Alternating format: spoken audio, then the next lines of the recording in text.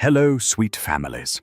Welcome to Magic Rainbow Stories, your home for heartwarming picture books that bring little lessons and big love.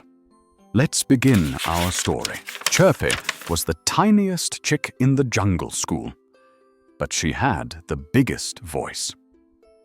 She wanted to be first at everything.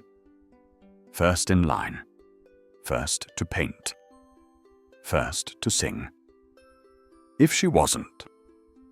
First, her feathers fluffed up and her peep turned into a full-on squawk.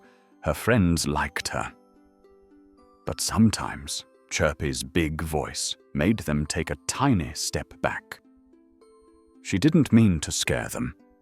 She just wanted to be noticed, to be chosen, to feel special. This is the story of the day Chirpy learned that being seen doesn't always mean being first. It was a sunny morning in the jungle school. The students were all gathered in a circle for their favorite time of the day. Story Circle today was special. Teacher Turtle said they would each take turns flipping a page of the big book. Chirpy's wings wiggled with excitement. She flapped and fluffed and stood right in front. Me first, she chirped. But Teacher Turtle smiled gently and said, "Let's let Leo go first today. Then Ellie, then Wilbur." Chirpy's beak dropped open. Her cheeks flushed. Her wings shook. Why not her? As the pages turned and her name wasn't called, something hot bubbled up in her chest.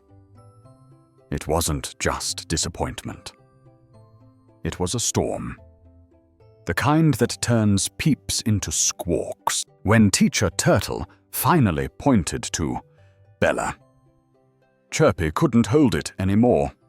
"It's not fair," she shrieked, jumping to her feet and knocking the big book off the stand. Gasps filled the room. The book landed with a loud thud. Silence. Chirpy's heart thumped. She hadn't meant to ruin story time, but her feelings felt too big to fit inside her tiny body. No one said a word. Not Leo. Not Ellie. Not even Bella, who usually giggled at everything. Chirpy's wings drooped. Her feet shuffled. She backed away and found a quiet corner near the window. She sat down. Alone, outside, the wind rustled the jungle trees, but inside, everything was still. Teacher Turtle gently closed the big book. He didn't raise his voice, he just said, "Let's all take a quiet breath together." The class inhaled, exhaled. Chirpy stayed quiet. She didn't know how to fix what had just happened. Later, as the others went outside for recess, Chirpy stayed behind. Teacher Turtle came over and sat beside her. He didn't scold.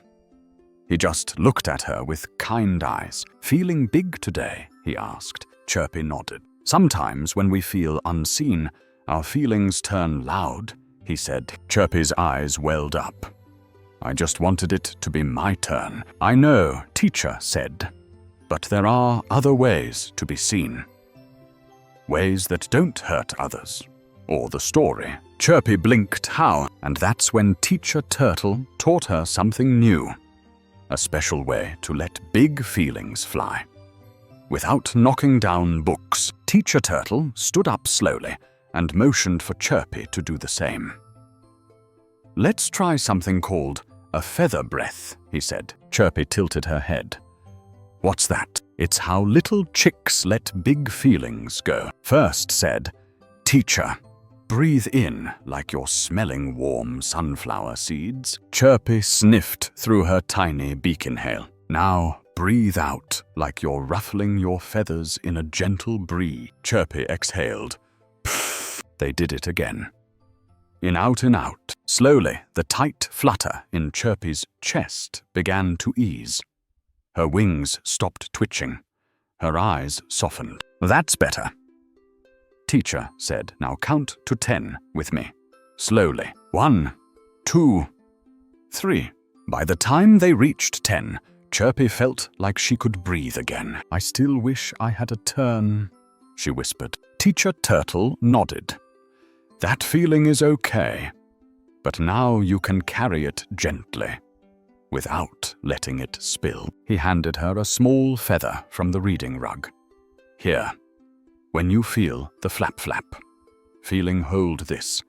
Remember your breath." Chirpy held the feather in her wing.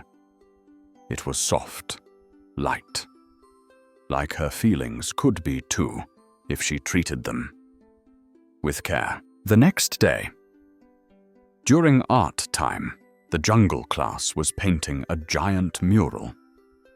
There was only one red brush left. Chirpy saw it first. She wanted to grab it, wanted to shout, "Mine!" But she paused. She felt the flap-flap, feeling stir. So she took a feather breath, inhale, sunflower seeds, exhale, gentle breeze. She looked at Bella beside her. "Wanna take turns?" she asked, voice steady. Bella blinked, surprised. "Okay." They painted. They laughed. No yelling. No storm. Just color. And calm. At circle time, Teacher Turtle asked, "Who would like to flip today's page?" Chirpy raised her wing, but didn't flap. "I'd like a turn, but I can wait." Teacher smiled. "Today, Chirpy, you may go first." Chirpy beamed, and just like that, without squawking or stomping, she was seen. She flipped the page carefully. Everyone clapped. Even Leo. The feeling that filled her chest. This time, not fire, not storm. It was warm and steady. It was pride. From that day on, Chirpy still had big feelings. She still loved going first. She still felt little flutters when she had to wait. But now she had a soft feather in her wing, a breath she could always take, and the memory of flipping a page, not because she was loud, but because she was ready. She learned that being seen isn't about shouting the loudest. It's about shining in your own quiet way. And she discovered something even more special. When she let others go first. When she shared the brush.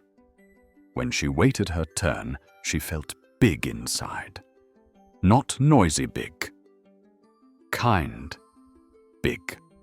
Brave big. The kind of big that makes others feel safe. So, if you ever feel the flap-flap, feeling in your chest, if your feathers fluff and your beak wants to squawk, stop. Take a feather. Breath, smell the sunflower seeds. Blow the breeze. Count to 10. And remember, you don't need to be first to be loved. You just need to be you. Good night, little chicks. Keep breathing. Keep waiting.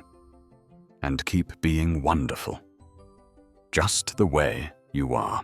Thank you for joining us on this peaceful journey. Don't forget to share a picture book with someone you love today. Magic Rainbow Stories, where every family moment becomes a memory.